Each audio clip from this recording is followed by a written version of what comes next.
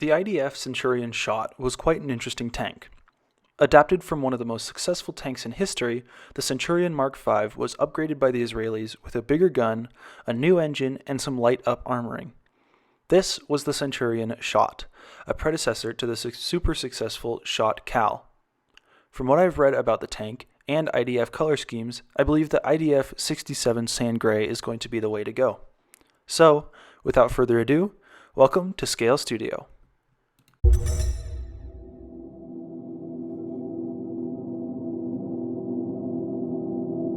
Now, to start off, I want to actually try something different with this tank.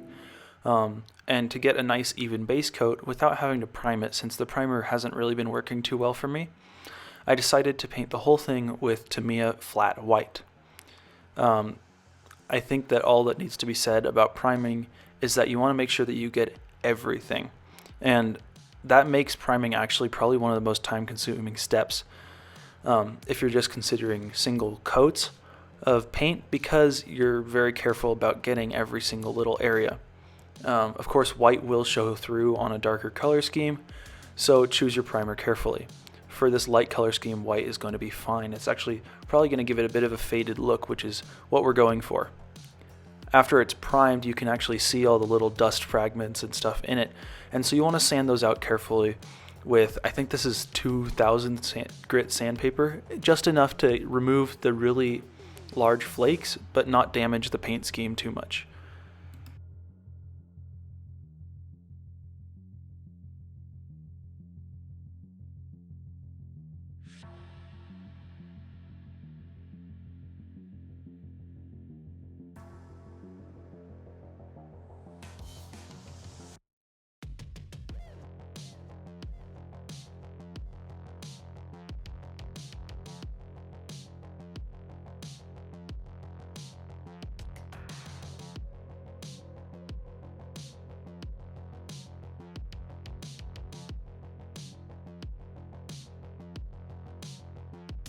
Once you've removed imperfections from the base coat, you can start by making a shadow coat. And this is kind of a black and white technique where you make shadows and highlights with the black and white undercoats, but it's a little bit different. So if nobody's familiar with the black and white color scheme, you're basically trying to make shadows under the paint so that you don't have to do over the paint modulation. And it's not 100% effective. It's a good starter technique, but if you have a good idea of color and highlight and shadow, then this is just a supplementary step, and that's what I used it for. I wanted just to get a nice look and more texture to the paint scheme. So you can see here that I'm doing darker where there should be shadows, like under the turret.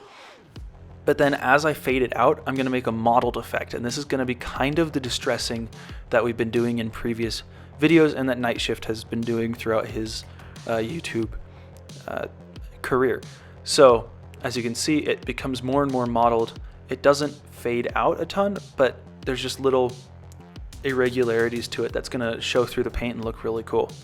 Now for the vents, I wanted them to look deep, so I painted them with 100% black, and there's not really any white showing through there, and it's going to make them look really shadowed and realistic.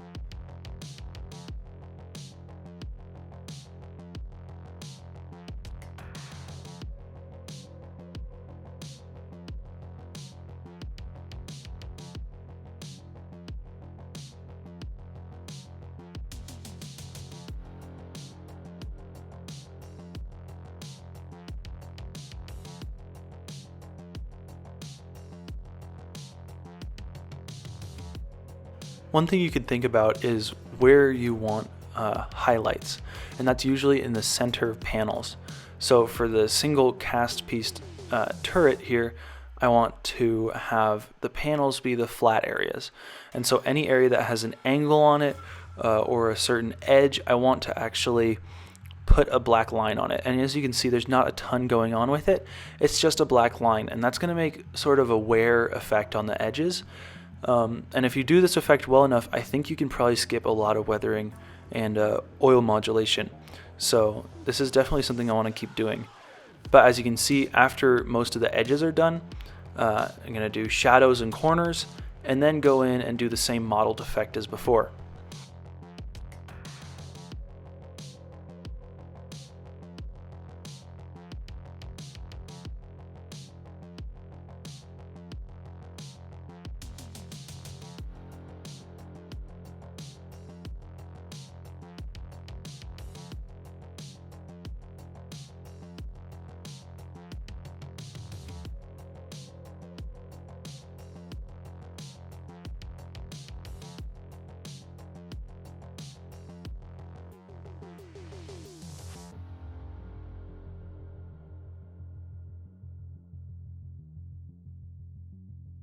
Hopefully this shot kind of gives you an idea of what we're going for.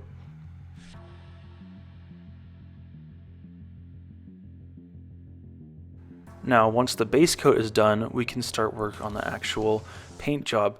And for our color, I chose to mix my own mix of Tamiya Flat Earth, Buff, and German Gray.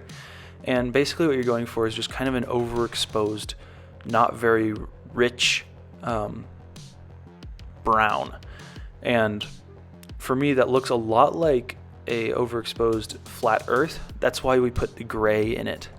If you wanted to make a richer color, use more yellows and tans. But the gray and black and white, that range will make a exposed color, so more of a white color instead of a yellowish color. But as you can see, I'm just applying it in thin coats over the entire model. This is as simple as it gets. Just make sure you cover every angle and put it in as an even coat over the whole thing. Just make sure that you can still see through to the work you did below, or else that's all wasted.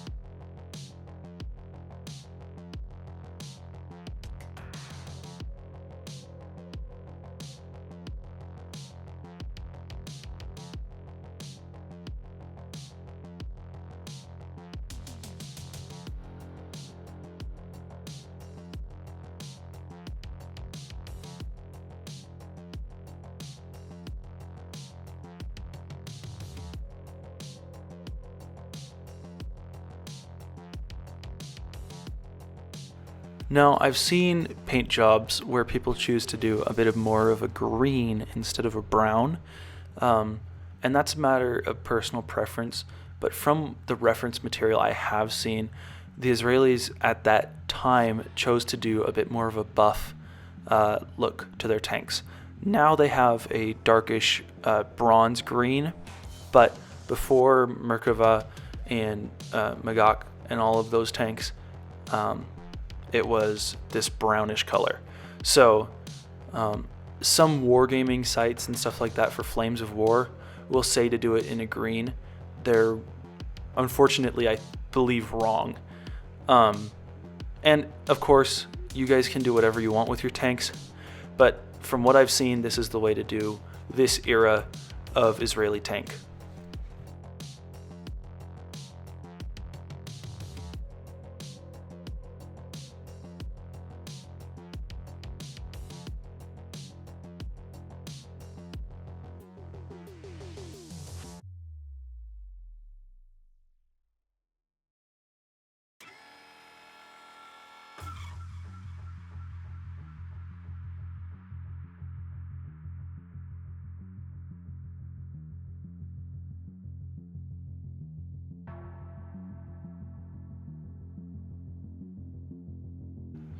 Now, once the base coat is done, we want to start some highlighting.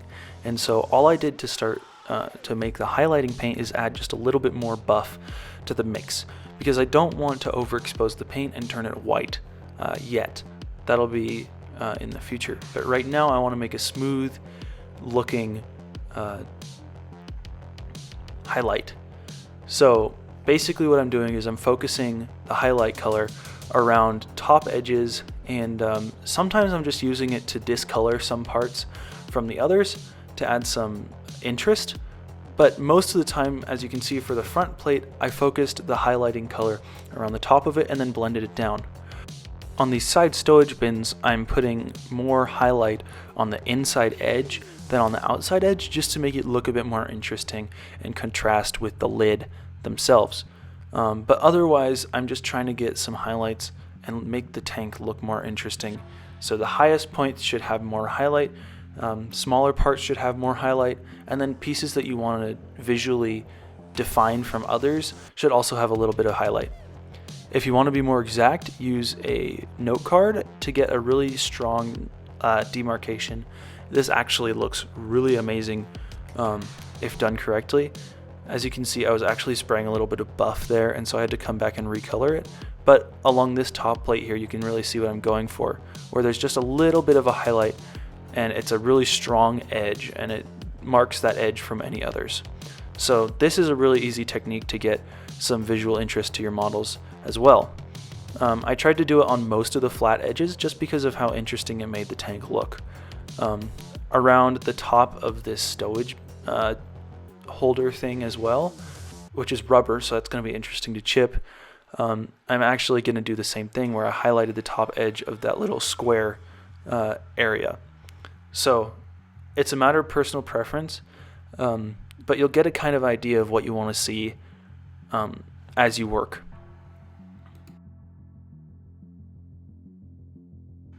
Now, once that was done, I wanted to further define some really small details, so I thinned the paint a little bit further for brushing on, and then I added some more buff to lighten it even further. And I brushed this over actually most of the small parts. So here, as you can see, the periscopes, the rubber pads there, the top of these lights, and a bunch of the other stuff. You'll see as I go through it. But basically anything that's nice and small and you want to draw the eye a little bit, you should highlight like this. So as you can see, the top of the smoke dischargers was a good choice just because they're small and kind of insignificant, and this adds a lot of interest. So yeah, just keep working at it and you'll kind of get an idea as you go along. I honestly figured this out as I was going, and it felt really natural by the end of it. I feel like I could do most of my tanks like this because I actually prefer the effect to distressing.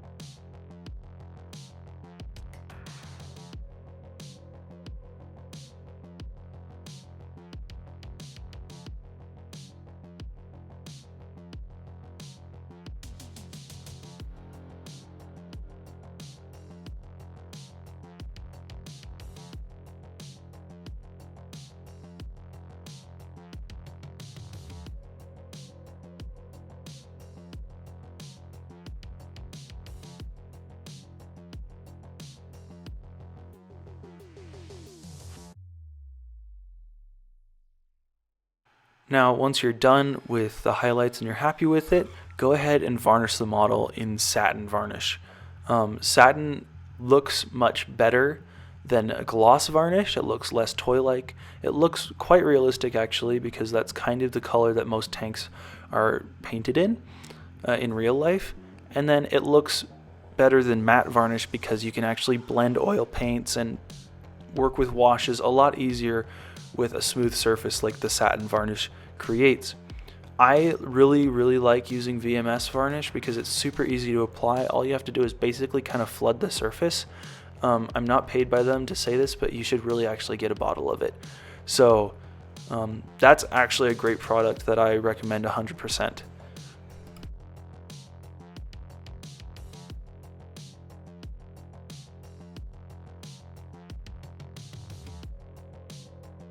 Now, you may have noticed that I didn't actually explain how I did the side skirts in the build video, so I'm going to show you guys a little bit of what I did now. Essentially, I made a handle jig with two pieces of really thin styrene and then a piece of thicker styrene, and then it's a simple matter to clean it up and then bend a piece of wire around it like so.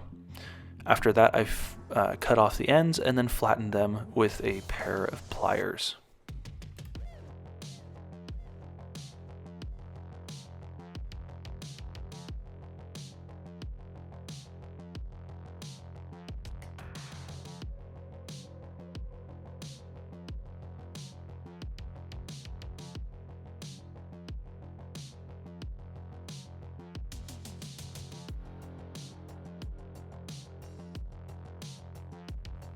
Once I made 6 of them per side, I attached them with some black super glue, which was pretty easy. Just make sure that your tweezers don't get in the super glue before you do that, because otherwise it's going to be really tough.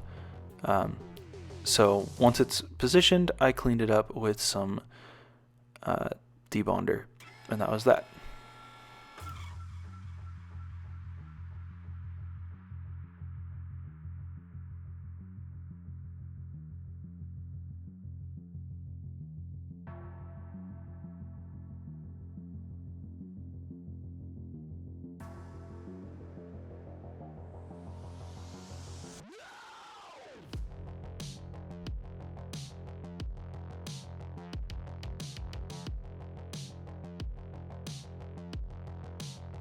Once they were cleaned up, I drilled out the mounting holes for the brackets that hold the side skirts on. I feel like it's a pretty insignificant detail, but it makes me feel good to have it. Then I stretched out some sprue to simulate rope that the crew would have used to put foliage or stowage onto the side skirts, and glued it in place like that. It's a super tiny detail, but I think it adds a lot. After that, I used the same color as before and sprayed the side skirts the same way with the highlight color and the normal color.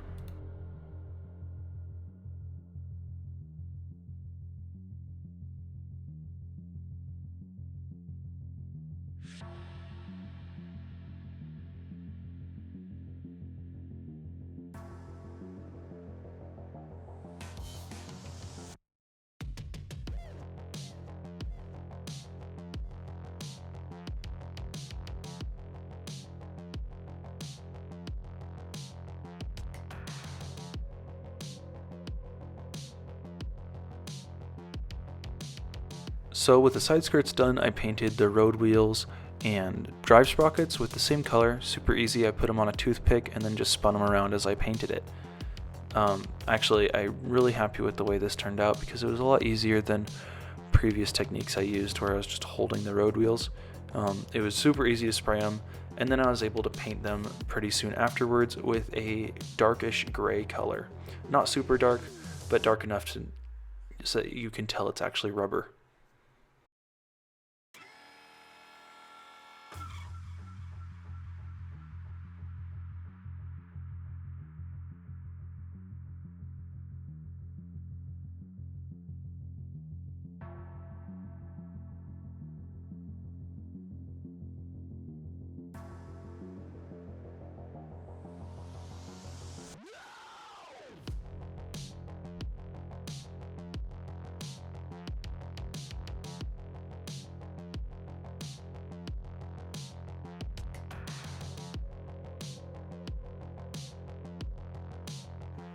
After that was done, I applied some thinned down oil paint that was mixed to look like the original color except more bleached and sun weathered. So I applied this to the top surface of most of the sections and then let it dry. So you can see that I put it on the leading edge of the upper edge of a lot of the panels and the stowage bins, and then a little bit on the top surfaces here where feet would have scuffed it up. I did the same along here and kind of I focused around edges mostly and then emphasized some of the highlights that we'd done before.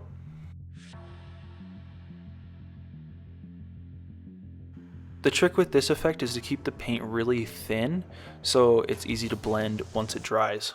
If you put too much on, it overpowers the rest of the colors and you've got issues.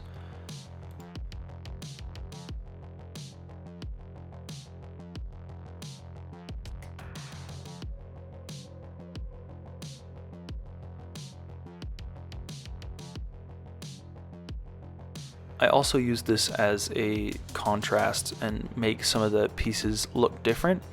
And as you can see, there are little sections on this back bracket thing. And so I painted a couple of these at random to give them a more interesting look. I also painted some of the back engine deck plates the same way. I only did 3 of them out of the 5 that were there to give them some variance and interest.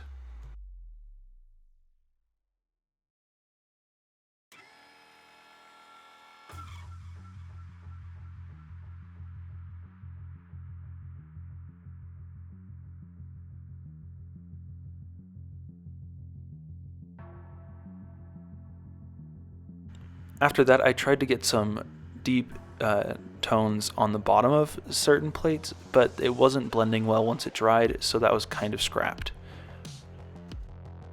Back here, near what I believe are the fuel caps, I added a lot of grease effects, and around the turret ring. This is the same dark color that I used for shadows, except I applied it a bit more liberally and then blended it with a paintbrush. Now, my favorite brush for blending is a round 1-inch brush. Some people like to use angular shaders like Panzermeister 36, but I find that a round brush gives a much more feathered appearance and actually creates smoother results. If you guys have found that you prefer a angular shader than a round brush, and you haven't given a round brush a try, you should totally give it a shot because the effects are actually really nice. But if you find you don't like it, I mean, it's your model, so do what you want with it.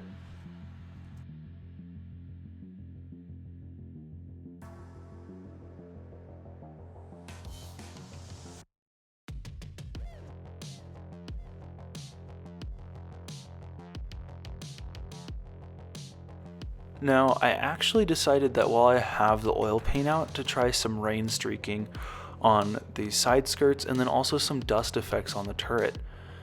This is going to supplement further effects later down the road, but I wanted to get a good foundation right now to start. And because I had kind of the same color going at the moment with the oil paints, I decided to lighten it with some white to make it look more like a dust coat, and then I just blended it out in streaks like you can see here. It's the same, I'm just applying it in vertical strokes and then also in uneven patterns on the top of the turret, and then blending it down with that same brush.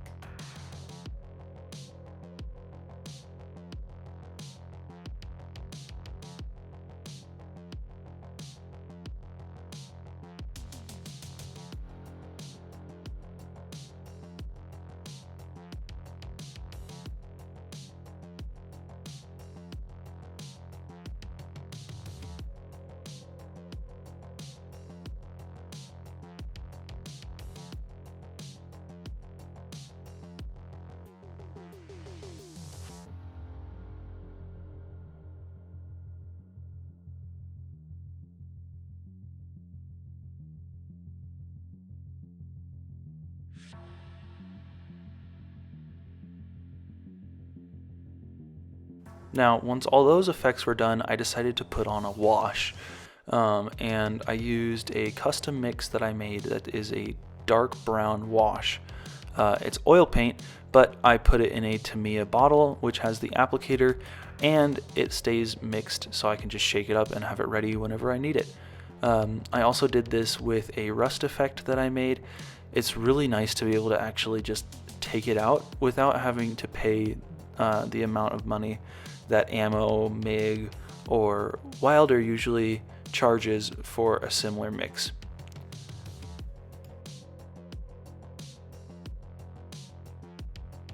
For those of you who haven't done much modeling before and don't understand how a pin wash works, you basically want it to flow into all the cracks and crevices around bolt heads, in panel lines, and stuff like that to simulate kind of accumulated grime and also just shadows that are there.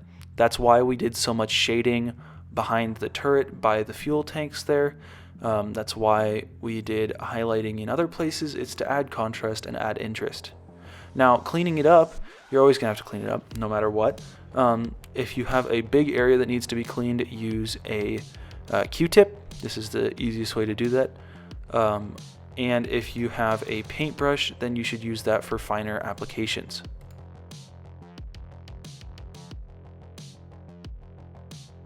Now, it does take some practice to get used to using washes, but if you do put in the time, the results are actually really nice.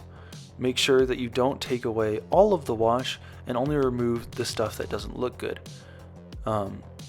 If you're a little bit, if you use a little bit too much wash, it's totally fine. It'll be kind of buried under all the other effects. But using the right amount is a really nice look, and it'll look super realistic, and the effects will be nice and subtle.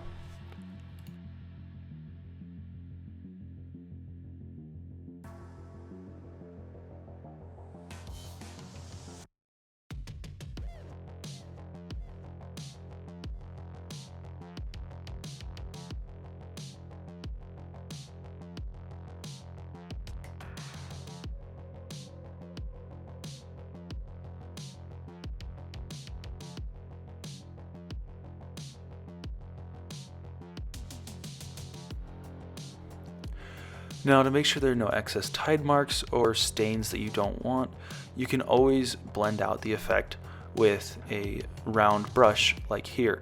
And this isn't really focused at anything, it's just mainly to make sure that there isn't anything left over that you don't want. In fact, I may apply a second layer once the rest of the oil effects are dry, just to make sure that we have a good effect. But that is all for today. Thank you guys so much for watching to the end, and if you enjoyed the video, please let me know by leaving a like down below and or commenting. If you haven't subscribed already, please do, because I'm releasing more content like this every week. And if you want to support me, please check out my Patreon down in the description below. You can get stuff like early access to my videos, live streams, polls, and almost daily updates about what's going on with this tank. So, thank you guys so much for watching, and we'll see you next time.